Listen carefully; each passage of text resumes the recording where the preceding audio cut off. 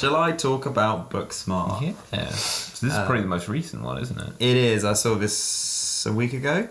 So Booksmart is directed by Olivia Wilde. It is about two teenage girls who are on their last day of high school, both very smart, very bright, very witty, and they've basically spent their whole time of high school as best friends, but not partying, not going out, not doing the fun stuff that a lot of teenagers do.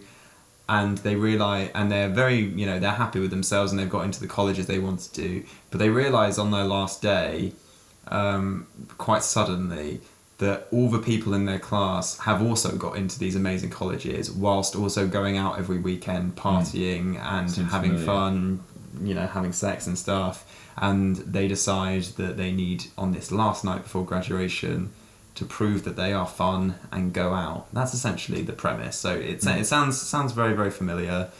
And it's directed by Olivia Wilde and written by... There were 4 writers, which surprised me. Wow. It doesn't feel like that. It feels like... Do you know if they collaborate often? No, I think 2 of them were developing it, and then the other 2 came... It was on the blacklist of scripts. Okay. Is that the word? Blacklist? What's the ones that haven't been... I can't remember. The list of unproduced scripts in Hollywood that everyone kind of...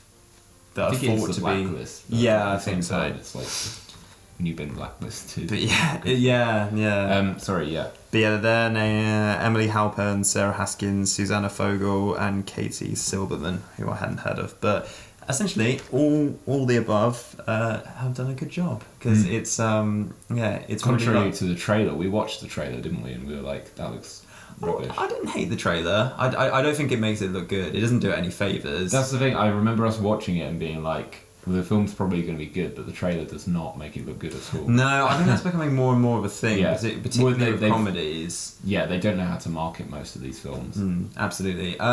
But I really liked Booksmart. I think there's a lot of things that are good about it. Mainly, I would say the 2 lead performances again, Caitlin Dever and Beanie Feldstein, who's the best friend in Lady Bird. And yeah, they are incredibly charming. Basically, the film starts... This bit's in the trailer, but it's played out a lot longer in the film. The film starts with Caitlin Dever's part driving up to her friend's house, and the other one kind of dances down the stairs towards her in a very kind of loving way, and then the other one like gets out of her car and they start like dancing in the middle of the road, and then like the hip-hop music that's playing just stops, and then it's just like this wide shot of them just dancing and being like, I missed you, really, but are we going to go to school, or are we going to... And then I just, in the cinema, I was like, I immediately love these characters. They're great, they're so funny, and they're really, really charming, and there is a lot to be said about... They really, really extract humour from the fact that these 2 girls just absolutely love each other, which I think is really nice, and you don't see it enough. And all the funniest bits are them just really, really hyping each other out. There's a bit where they're dressing up for this night, and they walk into the same room and they're like wearing the same jumpsuits. I think that's in the trailer. Yeah. And it looks like they're gonna have that. Oh no, we're wearing the same stuff, and then they're like, oh my god, oh no, and then you're like, who allowed you to look this beautiful? And they just keep doing that for ages, and it's just it's a dynamic that again you don't see very much. And there's a lot of funny supporting characters as well. My newfound fan of Jason Sudeikis. Oh right, yeah. He shows up. He's very funny. Yeah. Well, he's married to Olivia Wilde. Well, not married, partner. Oh right, okay. So I think that's might be a reason, but he's very good at it. And yes, I didn't love it as much as I think some people, because I thought there's one central point of conflict which I won't spoil, but it isn't actually foreshadowed at all. Yeah.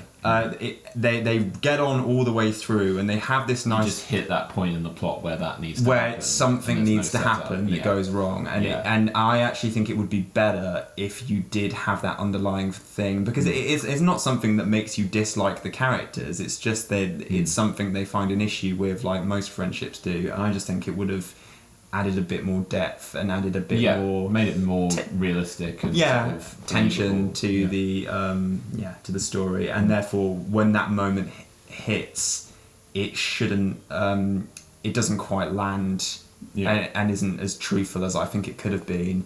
The other thing is, I think sometimes a lot of I think 90% of the use of music in the film is great. Sometimes it's overbearing. I think particularly in this more conflict-driven emotional scene, it drowns out the dialogue, which I think is a mistake, because the. Do you reckon that was the cinema you were in? No. It's a deliberate choice. It's a deliberate choice. I know sometimes it is. There's a scene of dialogue, and then the music comes in and deliberately drowns out the dialogue, and I that's just something that I don't usually like in films, because I just think, well, the actors are selling it and the script is good. Why would you? Yeah, it feels like a lazy choice. And I guess the other thing is, there's a really, really terrific trend at the moment in the last couple of years of these female-led coming-of-age films, which just have this immense compassion and affection for all the characters, and they're all about how, there aren't really these stereotypes in high schools, and that they're kind of boring and old-fashioned, and that everyone, even the bully characters and the characters that you can usually these types of films put into boxes, there's always much more to them, and they're fundamentally driven by a desire to be loved and a desire to have friends. So I'm talking like Edge of 17. Yeah, I was going to say that. Lady Bird, 8th Grade. And this, I think now this joins it. I guess another criticism I'd have is I don't think this is as insightful or as authentic as certainly 8th Grade, and I don't think Lady Bird either. Right. But it doesn't necessarily have to be. It's just I prefer. It's more those of a comedy, films. Isn't it? Yeah, it's a broad comedy, and it kind of goes a bit silly and over the top in the end. I think as an entertaining film and a funny comedy, it's a knockout. Yeah. I just think there are points where it could have been more interesting. Can tighten up the story a little bit. Exactly. Yeah. But very, very good. You should watch it. Yeah, no, I would like to. I remember, actually, we got promotional materials for it at our cinema ages ago, and I had no idea what it was. And again, I was like, this just looks like generic rubbish. I don't know if a lot of people are going to say that, especially on the trailer, but it's a shame because they'd be missing out. Yeah, so, it's really, really good. And I really think both the main young women are fantastic in it, but I do... Caitlin Dever, I really particularly like. She's the lesbian one. She's really, really good and is like incredibly witty, and also I think she adds a lot of the hidden depth, which I think could have been brought out more. Right. She wears an awful lot on her face, like an awful lot of anxiety as well as affection and humour and kind of this fun cynicism. She's fantastic. I really want to see her in more. You've got a new... clapping your fists together, clapping my making hands. Little knocking noises. Yes, that's when you know you've hit one with Joe. So shall I round it out for the night? Absolutely. Rocketman. Let it end. Let it end. Finish it with Elton John. I'm sure I could make a reference to. Well, you could probably. There's probably a better trailer. I'm surprised there's only one trailer for it. I'm sure there's more than one trailer. I think that's the only one I've seen. Well, then there mustn't be any others. Okay, no, I've YouTubed the trailer. I have to look for them. I can't find them anywhere. So I don't really know that much about Elton John. I have heard some of his songs. I looked him up on Wikipedia the day before I saw Rocketman, just so that I could get like the basic facts in my head, so that I don't come out too much like, oh, I wonder if that really happened and this and that. But that's not a super big issue of this film, because it's kind of a slightly fantasized version of his life. This is what I hear. Yeah, the selling line is based upon a true fantasy. And basically what that means is that there are scenes where the music plays and things become a bit more stylized or surreal. But the problem is it doesn't really gel with the dramatic parts. There's a real divide between the dramatic parts. So the film starts, just to give some context, the film starts pretty much when Elton John's a kid, when he's called Reggie something or other. Dwight? Is it Reggie Yes, Dwight? yeah, I think so, yeah. And he's sort of suffering at home with his mum, who isn't very loving, his dad, who is definitely not very loving, and his grandma, who's sort of the only one who sees that potential in him, that musical potential. And I think I only realised today how much of a sudden jump it makes between him as a kid to when he's like a young adult. Okay. There's a lot set up there where it's talking about him going to classes to perfect his musical abilities, like his relationship to his family and how they live in a certain social circle, like literally the transition scene is is it Saturday? Is the song just called Saturday? Saturday night. Yeah, it's all right. Yeah, I don't know. So that song plays and he's a kid playing it in a pub with his family there. And then during that song, it transitions to him as a young adult, like singing it in like a fairground. And it's all of that stuff that was kind of set up in those early scenes is just sort of pushed away mostly. Oh, just like a small caveat that's no, caveat's the wrong word, but those moments really annoy me in films. Is it a kind of skipping a crucial part of someone's rise? Well, it's like I say, I only really realised when I was thinking about it today, because some of it is used. I mean, the parents do recur later on, and they're important in terms of, there are some really, there's a couple of particularly strong scenes where he basically reaches a point in his career where he knows he has to come out towards his parents, he has to tell them about his sexuality.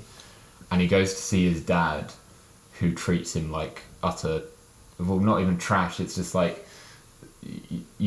has no personal connection to him at all. And basically the scene ends with him asking for an autograph on a record for someone else. He's like, no, don't make it out to Dad, make it out to this person. It's really, really uncomfortable because it's like, Taron Egerton absolutely sells it. I mean, he's brilliant. He carries the film. And then, he calls his mum in a telephone box and tells her directly. And she's like, I hope you're prepared to live a lonely and, never truly be loved.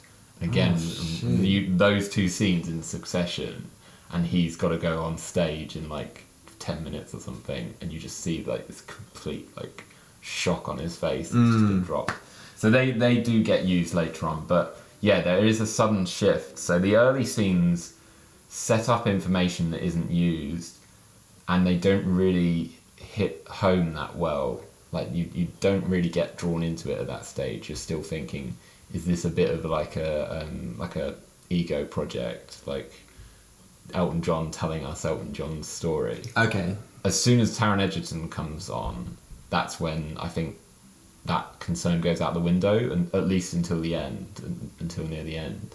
He does such a great job of playing Elton John, or this character of Elton John, that you forget any sort of thing of this is just a retelling of his own story, and you're absorbed into his life as a star, and the combination of these people who he's surrounded with who treat him like shit, and then equally the ways in which he fucks up, and sort of the two-way relationship where it's he's not perfect, they're not perfect, and it causes this sort of clusterfuck of a pop star career for him. Tate Donovan's in it. I didn't mention that to you. Tate Donovan's in it. Come on, I want to see Elton John. I want to battle some monsters. He plays a homosexual like club owner. Oh, it's really funny. I love it. I love it. The most bizarre career in the world. Genuinely, I was like, here is that Tate Donovan?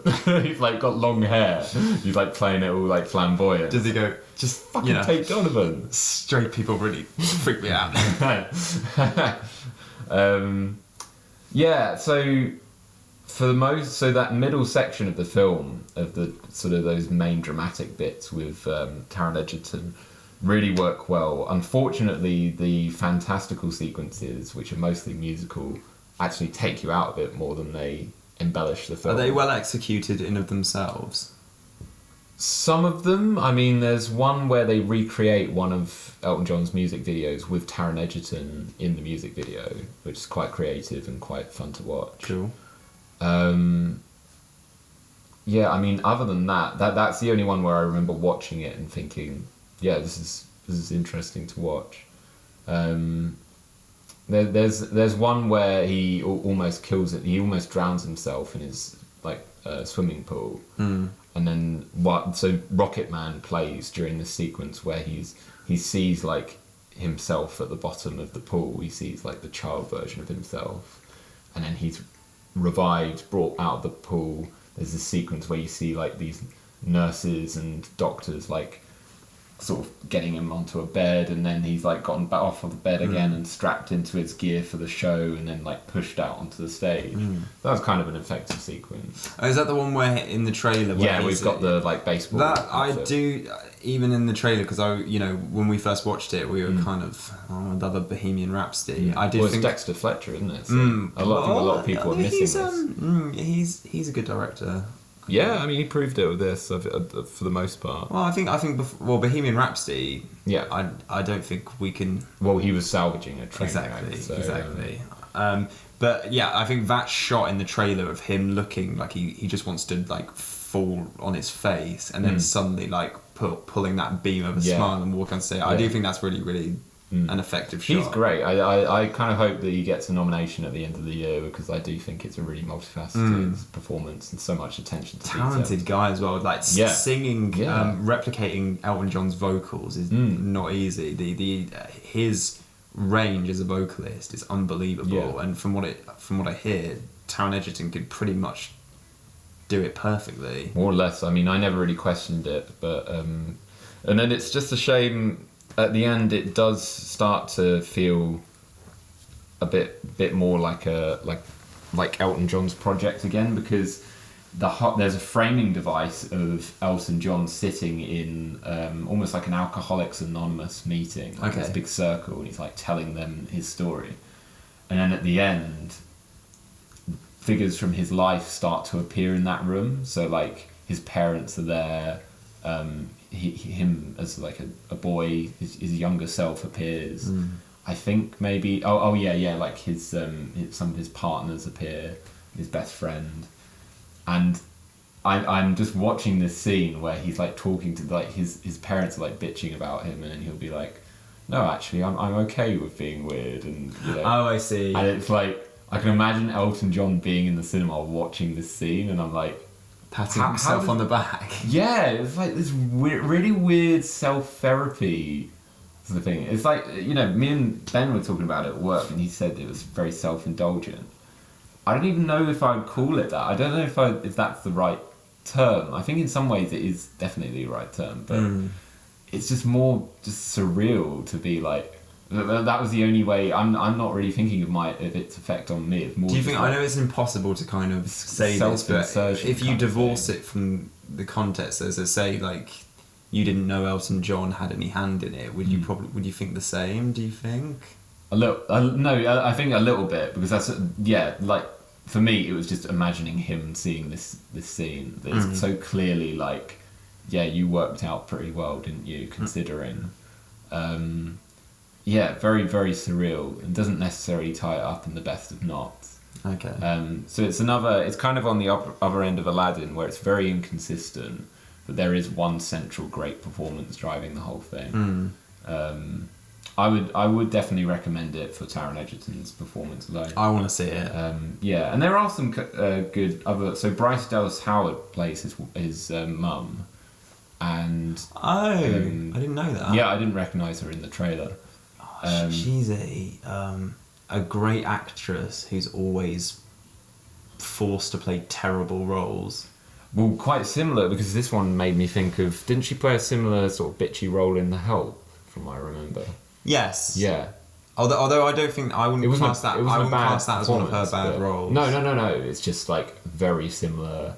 I just think she can do that role pretty well. So it feels not necessarily on autopilot, but it kind of comes fairly naturally in this. Definitely. And there are a few other really good performances as well. How's Richard Madden in it? Which one was the Scottish one who... Oh, right, his producer, who's a partner. Yeah, really good, because you buy their romance at the beginning, and then as it becomes more bitter, that conflict between them becomes really engaging as well. Cool. Yeah, because he's in Bodyguard, the TV show. Oh, right, okay. And he's terrific. Yeah, no, it's a shame that it's so inconsistent, and it's sort of bookended by two lesser quality sort of acts. Sure. Because the central, I think there is a foundation to it that really works. I gave it a 6 out of 10, if that gives you any indication. So I'll probably give it an 8. Yeah, probably. I remember I said, didn't I say that Rocketman was good on our Facebook chat, and you were like, and I said something else as well, and you were like, we know that's not true, or something like that. And I was like, whoa, did you see it and not like it? It's one of those films where I can imagine people really not liking it. Well, like I say, Ben found it way too self-indulgent. Okay. Well, I've mainly seen rave reviews of it. Yeah. Well, yeah. I mean, yeah. It's been fairly positive. Yeah, I do think it definitely really interesting in the case that I thought it was going to be a bit too, it's like, what grain of salt do you give this? The fact that it's like, we're just going to say Elton John basically saying his story. And it's great that the material and the performances transcend that. Fab. Yeah. I'm going to go see it. Fab. Who's that? It's an Australian. No, that's a new character who's posed the room. Right, no, I think that's pretty much it. Anything you've seen? I mean, we won't talk in depth about anything else, but have you seen anything older that's available on Laserdisc? Do you want to? I don't know if it was available on Laserdisc. I did see Daft Punk's animated film. Did I tell you about that? I think so. Very, very briefly. So it's basically set to their album Discovery. It's like an anime. You didn't like it though, did you? No. Okay. Yeah. What's it called? Interstellar 5555. The Story of the Secret Star System. Make sure you get it, folks. Convoluted. You can find it online. Just how not to do a concert film, because it didn't feel like... There were only very brief instances where the music felt in time with the animation, in terms of both like tone and timing. Okay. Well, don't watch that. Yeah, don't watch that. I did quite a famous film, but I don't feel like many people our age have watched it. Paths of Glory by Stanley Kubrick. Because he's got so many famous films, I feel like it's weirdly fallen into the background. It's like Barry Lyndon. People don't tend to watch either, do they? No. Paths of Glory is terrific. It's on Amazon Prime at the moment, at the time of this recording. And it's basically a fairly simple drama with kind of the absurdity of war sprinklings on it. So it's a satire, but very much framed through a dramatic story. Yeah. Of injustice and bureaucracy and corruption within the French military during World War One, and it's just incredibly effective. Kirk Douglas, who he's an older movie star, but so I haven't seen him in as much stuff, but he's a fantastically strong and compelling presence, and really good supporting performances, and you can really see the genius of Stanley Kubrick starting to make itself known. I really, really would recommend it. It's only about an hour. It's less than an hour and a half long. Really? And I found it a really, really, to be honest, a really emotionally traumatizing watch in a good way. It's just, you watch the whole thing thinking this is so fucking unfair and I hate these characters, but in the best possible way. Watch it. Very, very good. Okay, I'm gonna snuggle up in bed. Hey, you said it, not me. Yeah. Grab a cushion and snuggle up to it. If you feel like snuggling. I know I do. Just for his entertainment more than anything, isn't it? Who's he? You! Who else is here? The dog? Who's that? Me. Is that Arnold Schwarzenegger? Probably. The dog. The dog. You were named after the dog. The foster parents are dead. What's the dog's name? I was doing Arnold Schwarzenegger being Salah from Indiana Jones. Yeah. No camels, but Indy. We got to use the camels. That's very dangerous. Anyway, think of those rhythmic tones of Arnold Schwarzenegger as Salah as you snuggle up in bed. And watch 8th Grade. And watch 8th Grade. Watch all the good films. Yeah, Booksmart, Beats, mostly the ones that Joe saw.